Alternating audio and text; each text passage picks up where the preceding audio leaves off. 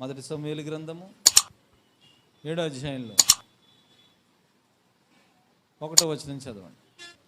అంతటా కిర్యత్యారీము వారు వచ్చి యెహోవా మందసమును తీసుకొని పోయి కొండయందుండే అబీనాదాము ఇంట చేర్చి దానిని కాపాడుటకై అతని కుమారుడైన ఎలియాజరును ప్రతిష్ఠించిరి. ఓకే, తర్వాత మందసము కిర్యత్యారీములో నుండిన కాలము 20 సంవత్సరములాయెను.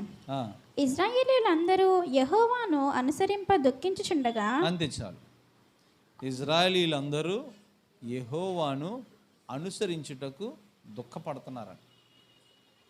అంటే ఎందుకు దుఃఖపడుతున్నారంటే, ఈ ఇశ్రాయేలీయులు కొన్ని సంవత్సరాల క్రితం ఫిలిస్తీన్లతో యుద్ధానికి వెళ్తారు. ఎవరితోనండి? ఫిలిస్తీన్లతో యుద్ధానికి వెళ్తారు. యుద్ధంలో వారు ఓడిపోతారు. ఏమవుతారమ్మా? ఓడిపోయిన తర్వాత వారందరూ కూడా గ్యాదర్ అవుతారు. గ్యాదర్ అయ్యి, అరే ఈరోజు మనం యుద్ధంలో ఓడిపోయాము, మరలా గెలవాలనుకుంటారు. ఏమనుకుంటారు? మరలా గెలవాలి. మనిషికి ఓడిపోవడం ఇష్టమా, గెలవడం ఇష్టమా? గెలవడమే ఇష్టం. హల్లెలూయా. అయితే దేవుడికి గెలిపించడం ఇష్టమే. దేవుడు ఎప్పుడు మనల్ని గెలిపించాలని ఆశ కలిగి ఉంటాడు. మనకెప్పుడు గెలిపే కావాలి. ఓడిపోయినప్పుడు సంతోషంగా ఉంటామా, గెలిచినప్పుడు సంతోషంగా ఉంటామా? హల్లెలూయా. అయితే మరలా వీరందరూ ఒక మీటింగ్ పెట్టుకుంటారు. ఎలాగైనా మనం గెలవాలి, ఎలాగైనా మనం గెలవాలి. ఆ గెలవాలనే ఆలోచన కలిగి ఒక మీటింగ్ పెట్టుకొని వారిలో కొంతమంది ఒక నిర్ణయానికి వస్తారు. మనం మరలా గెలవాలి అంటే ఈసారి యుద్ధానికి వెళ్దాం. యుద్ధానికి వెళ్ళే క్రమంలో చర్చిలో ఉన్న మందసాన్ని పట్టుకెళ్దాం. ఏం చేద్దాం? మందసాన్ని పట్టుకెళ్ళినట్లయితే ఖచ్చితంగా మనకి గెలుపు వస్తుంది.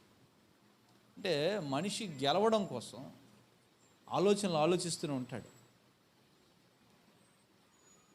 ఇప్పుడు వారికి వచ్చిన ఆలోచన ఏంటంటే, మందసాన్ని పట్టుకెళ్తే మనము గెలవగలం.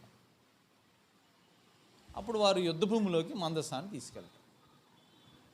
ఈ మందసాన్ని తీసుకువెళ్ళినప్పుడు 4వ అధ్యాయం తీయండి, 3వ వచనం చదవండి. కాబట్టి జనులు పాలెంలోనికి తిరిగి రాగా, అంటే ఓడిపోయి తిరిగి వచ్చారు. ఇశ్రాయేలీయుల పెద్దలు, యెహోవా నేడు మనలను ఫిలిష్తీయుల ముందర ఎందుకు ఓడించెను?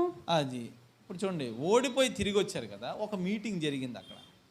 ఎందుకు మన దేవుడు ఈరోజు ఓడిపించాడు అనేసి ఆలోచన మంచిదే. ఏమండి? తర్వాత షిలోహులోనున్న యెహోవా నిబంధన మందసము మనము తీసుకొని మన మధ్య నుంచుకుందాం రండి. అది మన మధ్య నుండి ఎడల అది మన శత్రువుల చేతిలో నుండి మనలను రక్షించుననిరి. అది ఇప్పుడు షిలోహులో ఉన్న మందసాన్ని గనక మనం తెచ్చినట్లయితే మనకు మరలా ఏం దొక్కుతుంది? విజయం. అంటే వీరి మీటింగ్లో ఏం తేలిందంటే, ఈరోజు మనలను ఓడిపించింది ఎవరు? దేవుడే అని వారి ఒక అభిప్రాయానికి వచ్చారు. దేవుడు మనల్ని ఓడిపించాడు కనుక ఇప్పుడు దేవుడికి నచ్చినటువంటి పని చేద్దాం. దేవుడికి నచ్చినటువంటి పని ఏంటి అని వారు అనుకున్నారు. మందసాన్ని కనుక యుద్ధ భూమిలోకి తీసుకొస్తే మనం ఈసారి ఏమవుతాం? గెలుస్తాం. అంటే దానికి అర్థము ఎవరితో అడుగు పెడదాం? దేవునితో అడుగు పెడదాం. ఎవరితోనండి? దేవునితో అడుగు పెట్టినట్లయితే అప్పుడు మనం గెలుస్తామని. ఇదంతా కూడా దేనికోసం? కేవలం విజయం కోసం. తర్వాత కాబట్టి జనులు షిలోహునకు కొందరిని పంపి అక్కడి నుండి కెరూబుల మధ్య ఆసీనుడయ్యుండు సైన్యములకు అధిపతియగు యెహోవా నిబంధన మందసమును తెప్పించిరి. అయితే వెంటనే కొంతమంది ప్రజలను పంపించగానే వారు ఏం తీసుకొచ్చారంట? మందసాన్ని తీసుకొని వచ్చారు. తర్వాత ఏలీ యొక్క 2 కుమారులైన హొష్నీయును షీనేహాసును అక్కడనే దేవుని నిబంధన మందసమునొద్ద ఉండిరి. యెహోవా నిబంధన మందసము దండులోనికి రాగా ఇశ్రాయేలీయులందరూ భూమి ప్రతిధ్వని నిచ్చినంత గొప్ప కేకలు వేసిరి. ఆగండి, ఇప్పుడు మందసం రాగానే వీరందరూ ఏం చేశారంట? గట్టిగా కేకలు వేశారు. చూడండి, అంటే కేకలు వేయడం అంటే దేవుడిని ఏం చేశారు? స్తుతించారు. ఇప్పుడు వరకు మనం ఏం చేసాం? మనము దేవుణ్ణి స్తుతించాం. ఎంతమందికి విజయాలు కావాలి? హల్లెలూయా. ఎంతమందికి యుద్ధాలు ఉన్నాయి? ఎంతమంది గెలవాలనుకుంటున్నారు? ఎంతమంది ఓడిపోవడం ఇష్టం? ఓడిపోవడం ఎవరికి ఇష్టం లేదు. అందరికీ ఏం కావాలా? గెలిపే. ఇప్పుడు వీరికి ఆలోచన కలిగింది, అరే ఓడిపోతున్నాము మనము, ఈసారి ఎలాగైనా గెలవాలి, మందసాన్ని తీసుకొని రావాలి. మందసం వచ్చింది. మందసం వచ్చి రాగానే ఇప్పుడు అందరూ ఏం చేస్తున్నారు? దేవుణ్ణి స్తుతిస్తున్నారు. హల్లెలూయా హల్లెలూయా హల్లెలూయా హల్లెలూయా. అంటే మందసం ఉంటే గెలుపు వస్తుంది, దేవుణ్ణి స్తుతిస్తే గెలుపు వస్తుంది అని వాళ్ళ ఆలోచన. ఏమండి? అక్కడ ప్రజల యొక్క ఆలోచన. తర్వాత ఏముందో చదవండి. ఫిలిష్తీయులు ఆ కేకలు విని హెబ్రేయుల దండులో ఈ గొప్ప కేకల ధ్వని ఏమని అడిగి యెహోవా నిబంధన మందసము దండులోనికి వచ్చనని తెలుసుకొని, ఇప్పుడు వెంటనే వీరి స్తుతులు పక్కవారికి చేరాయంట. పక్కవారికి చేరగానే వారు అనుకున్నారు, శత్రువులకి, ఏంటి ఎంత గట్టిగా వీరు అరుస్తున్నారు, ఈ కేకలు ఏంటి అనేసి అని. తర్వాత జడిసి దేవుడు దండులోనికి వచ్చనని అనుకొని, అయ్యో మనకు శ్రమ, ఇంతకు మునుపు వారిలాగూ సంభ్రమింపలేదు, అయ్యయ్యో మహాశూరుడగు ఈ దేవుని చేతిలో నుండి మనలను ఎవరు విడిపింపగలరు. అది వీరు ఈ శత్రువులు ఏమై ఉన్నారంట, వారు ఆ దేవునికి భయపడ్డారు. దేవుని మందసం వచ్చిందంటే దేవుడు వచ్చాడు, ఇక ఈ మనల్ని ఎవరు ఆ దేవుని చేతిలో నుంచి విడిపించలేరు. తర్వాత అరణ్యమందు అనేకమైన తెగుళ్ళ చేత ఐగుప్తీయులను హతము చేసిన దేవుడు ఈయనే కదా. ఫిలిష్తీయులారా, ధైర్యము తెచ్చుకొని వారు మీకు దాసులైనట్టు మీరు హెబ్రీయులకు దాసులు కాకుండా బలాఢ్యులై యుద్ధము చేయడని చెప్పుకొనిరి. ఆగండి. వెంటనే ఫిలిష్తీయులు ఏం మాట్లాడుకున్నారంటే, ఆల్రెడీ ఇజ్రాయేల్ ప్రజలు ఫిలిష్తీయులకు దాసులంట. ఏమై ఉన్నారు? ఎందుకంటే యుద్ధం ఓడిపోయారు కదా, దాసులు అయిపోయారు ఇజ్రాయేల్ ప్రజలు. ఇప్పుడు వారేం మాట్లాడుకున్నారంటే, వారి మధ్యకి దేవుని మందస్సం వచ్చింది, దేవుడు వచ్చాడు, పైగా వారి కేకలు కూడా వేస్తున్నారు, వారైతే మనకు దాసులు అయ్యారు, కానీ మనం ఎట్టి పరిస్థితుల్లో వారికి ఏమవ్వకూడదు, దాసులు అవ్వకూడదు అని. తర్వాత ఫిలిష్తీయులు యుద్ధము చేయగా ఇజ్రాయేలీయులు ఓడిపోయి అందరూ తమ డేరాలకు పరిగెత్తి వచ్చిరి. ఆగండి. ఇప్పుడు ఇజ్రాయేల్ ప్రజలు ఏమయ్యారంట? ఓడిపోయారు. అంటే మందసాన్ని తీసుకెళ్తే విజయం వస్తుంది అనుకున్నారు, కానీ ఏమయ్యారు? ఓడిపోయారు. గట్టిగా దేవుణ్ణి స్తుతిస్తే విజయం వస్తుంది అనుకున్నారు, కానీ ఏమయ్యారు? ఓడిపోయారు. Something is there. ఏమండి? ఇప్పుడు మందసం అనగా మన చేతిలో ఏముంది అంటే, బైబిల్ మన ఇంట్లో ఉంటే విజయం వస్తుంది అనుకోవచ్చు నువ్వు. ఆ బైబిల్ పట్టుకొని వెళ్ళి నేను మందిరంలో కనుక కేకలు వేస్తే నాకేమొస్తుంది? విజయం వస్తుంది అనుకోవచ్చు నువ్వు. మరి వీళ్ళకి విజయం రావాలి కదా, వాళ్ళకి విజయం రాలే. ఏమండి? ఫిలిష్తీయులు ఆ మందసాన్ని కూడా తీసుకెళ్ళిపోతారు, ఇదంతా మనకు తెలిసిందే, కానీ విజయం అయితే వారికి రాలే. హల్లెలూయా. వారు దేవుని ఆలయానికి వెళ్ళారా లేదా? మందసాన్ని ఎక్కడికి వెళ్ళి తెచ్చుకున్నారు? షిలోహులో ఉన్న. They went to church and they bringed అది కవర్నెంట్ బాక్స్, అనగా నిబంధన మందసాన్ని తీసుకొచ్చారు. చర్చికి వెళ్ళారు, మందసాన్ని తీసుకొచ్చారు, స్తుతించారు. ఆదివారం నువ్వు ఎక్కడికి వచ్చావు?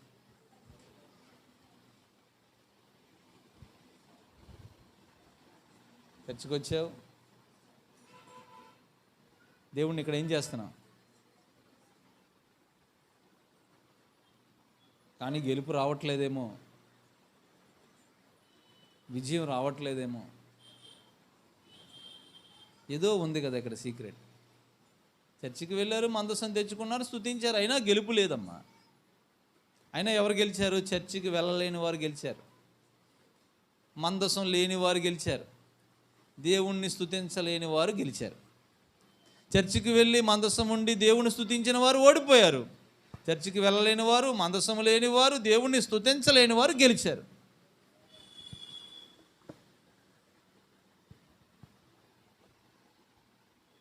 హల్లెలూయా. మన దేవుడు ఎప్పుడు మనల్ని గెలిపించాలనుకుంటాడు, కానీ ఎట్టి పరిస్థితుల్లో మనల్ని ఏం చేయాలనుకోండి? ఓడిపించాలి. ఇప్పుడు 7వ అధ్యాయానికి రండి.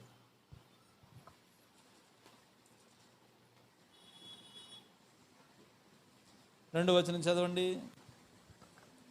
మందసము కిర్యత్యారీములో నుండిన కాలము 20 సంవత్సరములాయెను. అంటే దానికి అర్థం 20 సంవత్సరాల నుంచి ఫిలిస్తీన్ల చేతిలో ఇజ్రాయెల్ ప్రజలు బానిసలుగా ఉన్నారు. ఎన్ని సంవత్సరాలు అయిపోయిందమ్మా? 20 ఇయర్స్. అంటే వారికి విజయము లేక ఎన్ని సంవత్సరాలు అయింది? 20 సంవత్సరాలు. ఓడిపోయినప్పుడు ఆలోచన వచ్చింది, ఏం చేస్తే గెలుస్తామనిసని చర్చికి వెళ్ళి మందసం తెచ్చుకొని దేవుణ్ణి కనుక స్తుతిస్తే మనము గెలుస్తామనుకున్నారు. అయినా ఓడిపోయారు. ఓడిపోయి 20 సంవత్సరాలు అయింది. 20 సంవత్సరాల నుంచి బానిసలుగా ఉన్నారు కనుక ఇక దేవుణ్ణి వెంబడించడానికి వారు ఏమవుతున్నారంట? దుఃఖపడతారు. అదే ఆ మాట పైన రాయబడి ఉంది. ఏమనుందమ్మా పై మాట? ఆ కింద మాట, మందసము కిర్యాతీములో నుండిన కాలము 20 సంవత్సరములాయెను. ఇశ్రాయేలులందరూ యెహోవాను అనుసరింప దుఃఖించుచుండగా. అంటే ఏం లేవు? విజయం లేదు. 20 సంవత్సరాలు అయిపోయింది ఓడిపోయి, విజయం లేదు. అవతల వారు అధికారులుగా ఉన్నారు. యెహోవాను అనుసరించడం మానలేదు వాళ్ళు. చూడండి, దుఃఖపడుతున్నారంట. అంటే ఎలాగొస్తున్నారు? విజయం అయితే లేదు కానీ చర్చికి ఎలాగొస్తున్నారు? ఈ కష్టాలు ఎప్పుడు తీరుతాయో, ఈ బాధలు ఎప్పుడు తీరుతాయో, ఎప్పుడు దేవుడు విజయం ఇస్తాడో అని చర్చికి రాడు, ప్రార్థన చేయడం, మళ్ళీ ఎలా రావడం? ఈ బాధలు ఎప్పుడు తీరుతాయో, ఈ కష్టాలు ఎప్పుడు తీరుతాయో. అంటే అనుసరించడం మానలేదు. చూడండి, వస్తున్నారు కానీ ఎలాగ అనుసరిస్తున్నారు? ఇప్పుడు అలాంటి వారు ఎంతమంది ఉంటారు ఇప్పుడు? అర్థమవుతుందమ్మా? అంటే చర్చికి వస్తారు, ఇంకా నేను దేవుడు అడిగింది ఇవ్వలేదు, ఎప్పుడు ఇస్తాడో ఏంటో, వాళ్ళకి ఇచ్చేస్తున్నాడు, వీళ్ళకి ఇచ్చేస్తున్నాడు అంటే మనసులో ఏముంటుంది? ఫాలో అవుతావు కానీ మనసులో ఏముంటుంది? దుఃఖపడుతూ. వాళ్ళు ఇలాగే వస్తున్నారు. 20 సంవత్సరాలు అయిపోయింది. దేవుడు ఈరోజు ఈ వాక్యం ఎందుకు చెప్తున్నాడంటే నీకు విజయం ఇవ్వాలనుకుంటున్నాడు. He wants to give you win. నువ్వు చర్చికి ఎలాగొస్తున్నావు ఆయనకు తెలుసు. ఎలా రావాలి అసలు చర్చికి? సంతోషంగా రావాలి. కానీ ఎలాగొస్తున్నావు? చర్చికి వస్తున్నావు, ఎలాగొస్తున్నావు?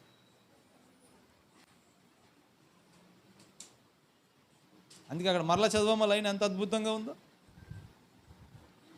మందసము కిర్యత్యారీములో నుండిన కాలము 20 సంవత్సరములాయెను. ఇశ్రాయేలులందరూ యెహోవాను అనుసరింప దుఃఖించుచుండగా విజయం లేదు. ఇప్పుడు ఏమైందో చదవండి. సమూయేలు ఇశ్రాయేలులందరితో ఇట్లనెను. అప్పుడు ఎవరు వచ్చారంట? సమూయేలు వచ్చారు. అంటే పాస్టర్ గారు వచ్చారు. ఎవరు వచ్చారండి? పాస్టర్ గారు వచ్చారు. వీరైతే ఇజ్రాయేల్ దేవుణ్ణి వదలలేదు కానీ 20 సంవత్సరాలు అయిపోయింది ఓడిపోయి, 20 సంవత్సరాల నుంచి విజయం లేదు. ఇప్పుడు పాస్టర్ గారికి దేవుడు ఒక మెసేజ్ ఇచ్చాడు. ఆ మెసేజ్ పట్టుకొని వచ్చాడు పాస్టర్ గారు. మీకు ఒక విషయం చెప్తానండి, చదవండి.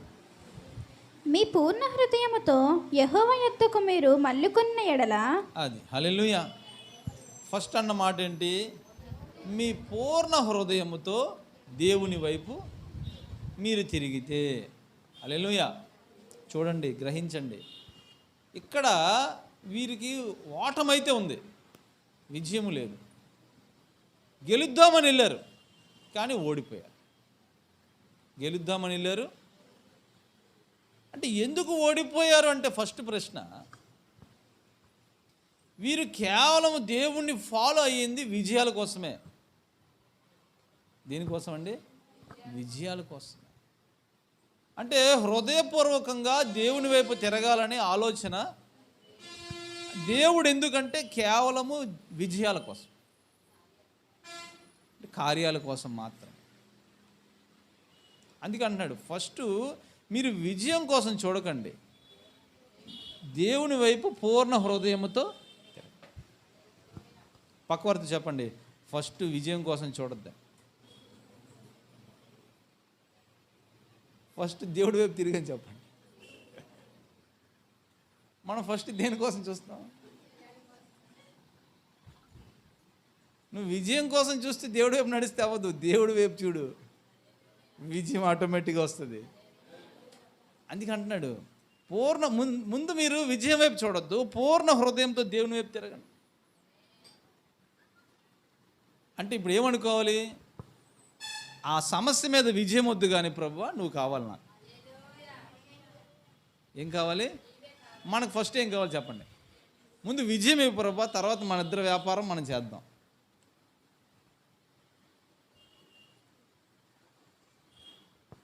ఎంతమందికి విజయం కావాలి? ఎంతమంది విజయం కావాలి చేతులు? ఇప్పుడు ఏం చేద్దాం చెప్పండి? ముందు దేవుని వైపు తిరగు అని చెప్పండి, పూర్ణ హృదయం. అంటే దానికి అర్థం, దేవా నాకు ఆ విజయం వద్దు, ఇన్ని రోజులు ఆ విజయం కావాలనుకున్నా, ఆ విజయం నాకు వద్దు, నాకు నువ్వు కావాలి. అది ఇజ్రాయేల్ ప్రజలు చేయాలి ఫస్ట్ ఆఫ్ ఆల్. కానీ అది వాళ్ళు చేయట్లేదు. వారి హృదయం అంతా దుఃఖమే, ఏం లేదని, ఇంకా దేవుడు విజయం ఇవ్వలేదు. ఈరోజు ఎంతమంది ఉంటారండి అలాంటి వారు? ఏమండి? తర్వాత ఏముంది చదువమ్మా? అన్య దేవతలను, అష్టరోతు దేవతలను మీ మధ్య నుండి తీసివేసి. అది చూడండి, వారి మధ్య ఏమున్నాయంట? జాగ్రత్త గ్రహించండి. వారికి 2 దేవుళ్ళు ఉన్నారు. ఒకటి ఆయన, ఇందాక ఫిలిస్తీన్లు గెలిచారే, ఫిలిస్తీన్లకి ఒక్కడే దేవుడు. ఇదే ఇజ్రాయేల్ ప్రజలకి తేడా. ఇజ్రాయేల్ ప్రజలకి ఎంతమంది దేవుళ్ళంట? 2 దేవుళ్ళు. ఫిలిస్తీన్లకి అది దేవుడు కాకపోయినా సరే దాని పట్ల వారు నిబంధన కలిగి ఉన్నారు. ఆ దేవుణ్ణే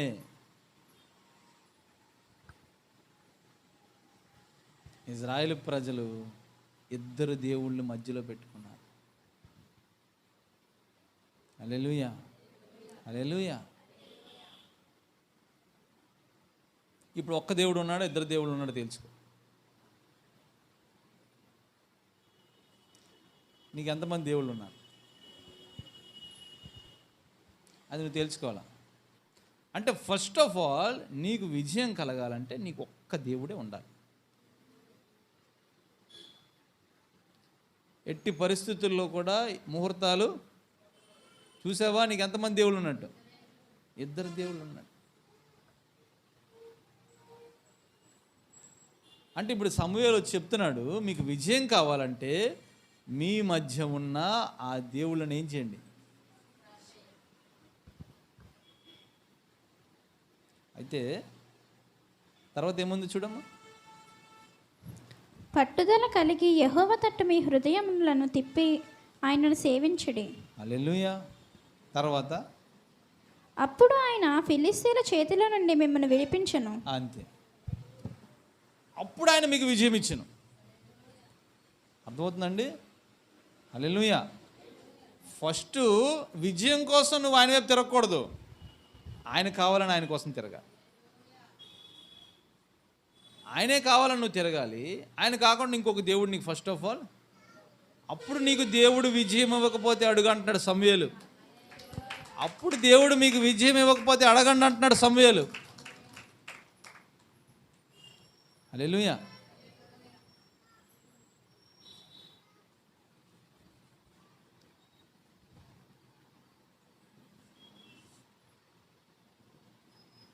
తర్వాత ఏముందమ్మా? అంతటా ఇశ్రాయేలీయులు బయలుదేవతలను, అష్టరోతు దేవతలను తీసివేసి యెహోవాను మాత్రమే సేవించిరి. అది వెంటనే ఏం చేశారంట? అంటే 20 సంవత్సరాల నుంచి అవి ఎక్కడ ఉన్నాయి? వారి దగ్గరే ఉన్నాయి. అంటే 20 సంవత్సరాల నుండి ఇంకొక దేవుడు వారికి ఉన్నాడు. దేవుడికి వ్యతిరేకమైన ఉండి విజయం కోసం దేవుడి దగ్గర ఏం చేస్తున్నారు? అయితే ఇక్కడ గొప్ప విషయం ఏంటంటే సమూయేలు చెప్పగానే వెంటనే ఏం చేశారు? ఇప్పుడు ఎంతమంది దేవుళ్ళు? ఒక్కడే దేవుడు. ఇప్పుడు ఒక్కడే దేవుడు అయిపోయాడు. ఇప్పుడు తర్వాత ఈ ఫైట్ నేను చదవను, ఎందుకంటే ఇది మనందరికీ తెలుసు. తర్వాత వారు గెలుస్తారు. సమూయేలు ప్రార్థన చేస్తాడు, తర్వాత ఆకాశం నుంచి దేవుడు పిడుగులను కురిపిస్తాడు. ఆ ఫైట్ అంతా కూడా దేవుడు చేస్తాడు. ఆఖరికి ఇజ్రాయెల్ ప్రజలు గెలిచేస్తారు. ఇది చాలామందికి తెలుసు ఇక్కడ ఈ కథ మనలో. ఏమండి, మొత్తానికి ఇజ్రాయెల్ ప్రజలకు ఏమొచ్చింది? విజయం వచ్చింది. హల్లెలూయా. సేమ్ ఇలాంటిదే ఇంకొకటి ఉంటుంది, న్యాయాధిపతుల గ్రంథము 6వ అధ్యాయంలో 1వ వచనం చదవండి. ఇశ్రాయేలీయులు యెహోవా దృష్టికి దోషులైనందున యెహోవా 7 ఏళ్ళు వారిని మిద్యానీయులకు అప్పగించెను. చూడండి, ఇక్కడ 7 సంవత్సరాలు మిద్యాను ప్రజలకి ఇజ్రాయెల్ ప్రజలను ఏం చేశారంట? అప్పగించాడు దేవుడు. అంటే వీరు ఓడిపోయి ఎన్ని సంవత్సరాలు అయింది? 7 సంవత్సరాలు అయింది. ఇప్పుడు ఈ మిద్యానీయులు ఏం చేస్తారంటే వీరికి కలిగి ఉన్న పంట మొత్తం అంతా తీసుకెళ్ళిపోతుంటారు ప్రతి సంవత్సరం. అంటే 7 సంవత్సరాలు అయింది ఓడిపోయి, 7 సంవత్సరాల నుంచి శ్రమ. ఇందాక వారు ఓడిపోయి ఎన్ని సంవత్సరాలు అయింది? 20 సంవత్సరాలు. ఇది 7, అది 20. 7 సంవత్సరాల నుంచి శ్రమ అనుభవిస్తున్నప్పుడు ఇప్పుడు దేవుడు ఇక్కడ ఒక వ్యక్తిని ఏర్పాటు చేస్తాడు. ఆయన వ్యక్తి పేరు గిద్యోను. ఏం పేరండి? ఈ కథ కూడా మనకు తెలుసు. గిద్యోను దేవుడు పక్షాన నిలబడతాడు. ఆఖరికి దేవుడు అతని ద్వారా గొప్ప విజయాన్ని వారికి కలగజేస్తాడు. ఈ కథ అంతా మనకు తెలుసు. అయితే దేవుడు గిద్యోనుతో మాట్లాడుతున్నప్పుడు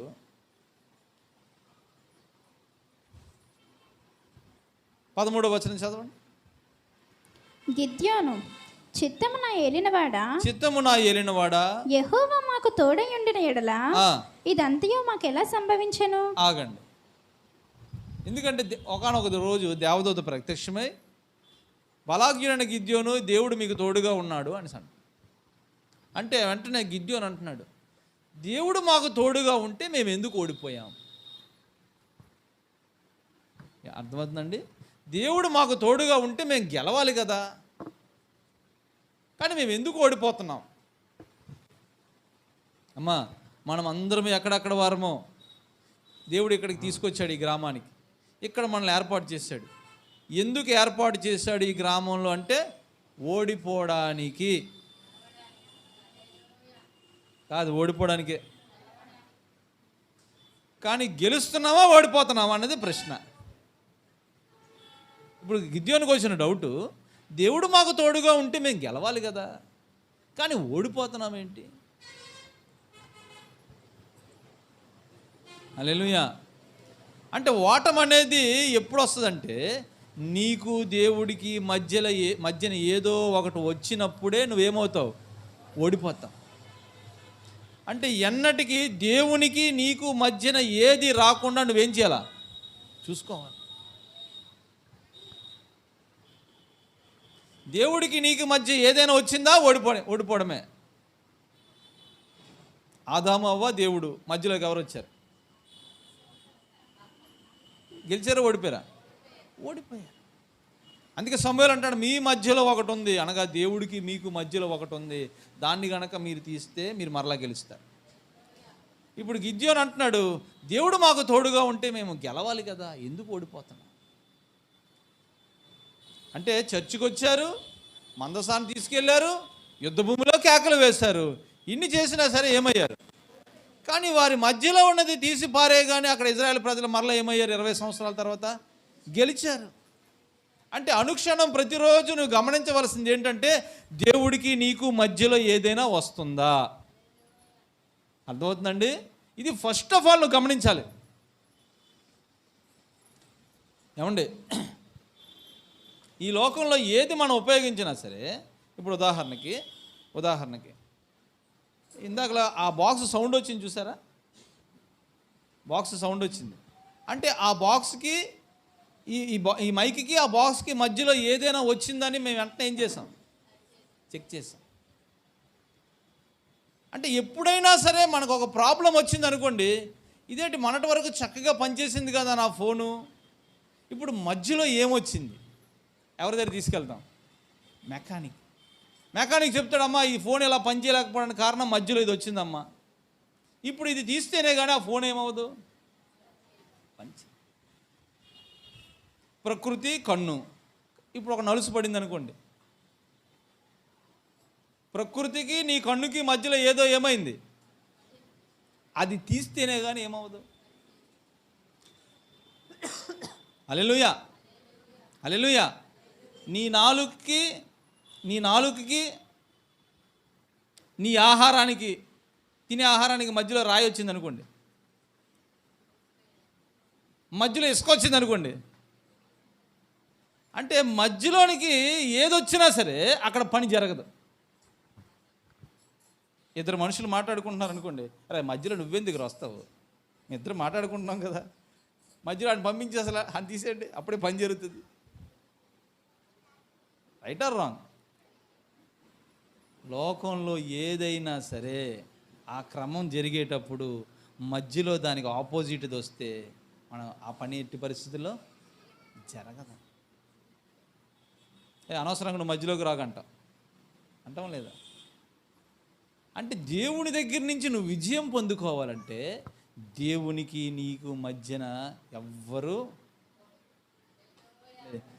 దేవునికి నీకు మధ్యలో ఎవరు రాకూడదు. వచ్చారా ఓడిపోయావే. సాతానుగాడికి ఆ విషయం తెలుసు మన ఫ్రెండ్కి, అందుకని ఎప్పుడు ఏం చేస్తాడు, దేవుడికి నీకు మధ్యలోకి ఏదో ఒకటి ఏం చేస్తాడు, తెస్తాడు. ఆ దేవుడికి నీకు మధ్యలోకి ఏదో వస్తేనే నువ్వు ఓడిపోతావు అన్న సంగతి అడిగి తెలుసు. ఆ మధ్యలో ఉన్నది తీయకూడదు. ఇప్పుడు సమయంలో వచ్చాడు, మధ్యలో ఉన్నది నువ్వు తీయాలి. అంటే మధ్యలో ఉన్నది తీయకుండా నువ్వు చర్చికి వచ్చినా, చెప్పండి పక్కడితో చెప్పండి, వేస్ట్. మధ్యలో ఉన్నది తీయకుండా నువ్వు బైబిల్ పట్టుకున్నా, పక్కడితో చెప్పండి, మధ్యలో ఉన్నది నువ్వు తీయకుండా నువ్వు గట్టిగా సోస్త్రము హల్లెలూయా చెప్పినా, పక్కడితో చెప్పండి ఏం తీయాలా? గిద్యోనికి అర్థం అవలే, ఇజ్రాయెల్ ప్రజలకు అర్థం అవలే. దేవుణ్ణే కదా మేము వెంబడిస్తున్నాము, చర్చికి వెళ్తున్నాం కదా, కానీ ఎందుకు మేము ఓడిపోతున్నాం అంటే ముఖ్యమైనది ఇదే ఆది నుండి వాడు చేశాడు. ఏమండి, ఏదోని తోటలో ఆ తోట మధ్యలోనే ఉంటాయి ఆ వృక్షం. సర్పం అలాగా దేవుడికి వారికి మధ్య ఏం తీసుకొచ్చింది, దేవుడికి వారికి మధ్య అది తీసుకొని రాగానే వారు సమస్తాన్ని కోల్పోయారు. సమస్తాన్ని ఏం చేశారు, కోల్పోయారు. హల్లెలూయా. ఆలోచించు, దేవుడికి నీకు మధ్యలో ఏదైనా ఉందా? ఆలోచించుకోవాలి సీరియస్గా. ఎంతమందికి విజయం కావాలి, ఎంతమందికి గెలుపులు కావాలి? ఎట్టి పరిస్థితులు ఏం రాకూడదు.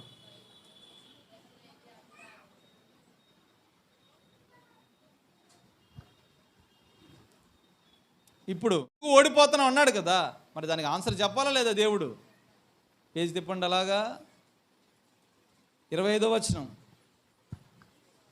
మరియు ఆ రాత్రి అందే యెహోవా నీ తండ్రి కోడెను అనగా 7 ఏండ్లు రెండవ ఎత్తును తీసుకొని వచ్చి నీ తండ్రి కట్టిన బయలు యొక్క బలిపీఠమును పగలగొట్టి. ఆగండి, ఏమన్నాడు గిద్యోను?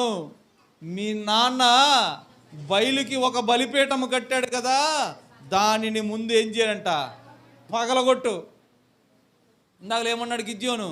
దేవుడు మాకు తోడుగా ఉంటే మేము గెలవాలి కదా, ఎందుకు ఓడిపోతున్నామంటే రాత్రి దేవుడు మాట్లాడాడు. ఇప్పుడు గెలవాలి అనుకుంటే మీ నాన్న కట్టాడు కదా, దానిని నువ్వేం చెయ్యు, పడగొట్టు అంటే. గిద్యోను నాన్న దేవునికి వ్యతిరేకమైన దాని ఇంటిలో ఏం చేశారంట, కట్టి ఉంచాడు. మళ్ళీ చదవండి. మరియు రాత్రి అందే యెహోవా నీ తండ్రి కోడెను అనగా 7 ఏండ్లు రెండవ ఎత్తును తీసుకుని వచ్చి నీ తండ్రి కట్టిన బయలు యొక్క బలిపీఠమును పగలగొట్టి దానికి పైగానున్న దేవతా స్తంభమును నరికివేసి. ఆగండి, బలిపీఠము దానిపైన ఏముందంట, దేవతా స్తంభము. తర్వాత తగిన ఏర్పాటుతో ఈ బండకొనను నీ దేవుడైన యెహోవాకు బలిపీఠము కట్టి. ఆగండి, నీ తండ్రి కట్టిందా ఏం చేయంట, పగలగొట్టి నీ దేవుని కోసం ఏం కట్టమంటున్నాడు అంటే, నేను కట్టమంది నువ్వు కట్టు, మీ తండ్రి కట్టింది ఏం చేయి. ఎందుకు విజయం రాలేదంట? దేవుడికి వారికి మధ్య బయలొచ్చింది. ఏమొచ్చిందండి? అందుకే ఓడిపోతున్నారు. 7 సంవత్సరాలు అయిపోయింది ఓడిపోయి. 7 సంవత్సరాల నుంచి శ్రమ శ్రమ శ్రమ. హల్లెలూయా. ఆఖరికి గిద్యోను అలాగే చేస్తాడు. వెంటనే ఆ పని చేస్తాడు గిద్యోను. తర్వాత గెలుపు వచ్చిందా లేదా? గెలుపు వచ్చింది. హల్లెలూయా. అంటే గ్రహించవలసిన విషయం, దేవుడికి మీకు మధ్యలో ఎట్టి పరిస్థితుల్లో ఏమీ రాకుండా చూసుకోవాలి. ఒక పని నిమిత్తం వెళ్తున్నావు, బయలుదేరావు. ఓకే, ఈ పనిలో నాకు విజయం రావాలని వెళ్తున్నాను, దేవుడికి నాకు మధ్య ఏదైనా ఉందా? అది నువ్వు ఆలోచించాలి. ఒక యుద్ధంలో ఉన్నావు, ఈ ప్రస్తుతానికి ఈరోజే ఉండొచ్చు ఆ యుద్ధంలో. ఒక విజయం నీకు అవసరం, దేవుడికి నీకు మధ్యన ఏమైనా ఉందా? అది నిరంతరం చూసుకోవాలి. హల్లెలూయా, హల్లెలూయా. అక్కడ ఇజ్రాయేల్ ప్రజలకి ఒక దేవుడు లేడంట, 2 దేవుళ్ళు. ఒక దేవుడు లేడంట, 2 దేవుళ్ళు.